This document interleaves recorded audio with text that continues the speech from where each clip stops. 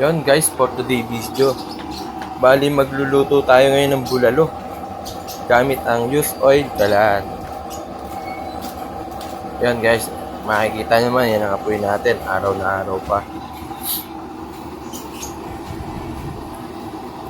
Tayo lang natin kumulo guys.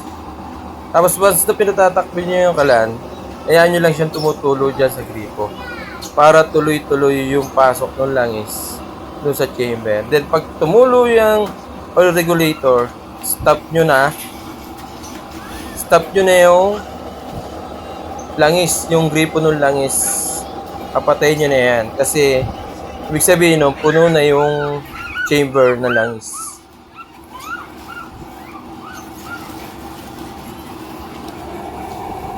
Naka high volume tayo.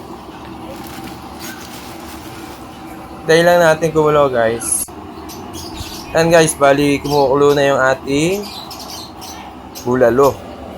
Pero yan, tuloy-tuloy pa rin ang tulo ng ating langis kasi kailangan malakas ang apoy natin kasi baka yung pinalalambot natin.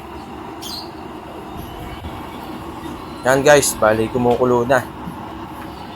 Dahil lang natin siyang maluto at lumambot yung laman ng baka. Yan guys, same pa rin yung apoy natin. Tuloy-tuloy lang. Kulay asul yan guys. At hayaan nyo lang din natulo yung gripo. O patak-patak lang. Para tuloy-tuloy yung apoy niya. Napakatipid nito guys. Napakatipid. Tipid din siya sa kuryente kasi 12 volts lang siya. Yun guys, bali malapit nang maluto yung bulalo natin. Yung mga ricado na. At yun ang apoy natin, kulay asin pa rin. At yun lang guys, maraming salamat sa panonood.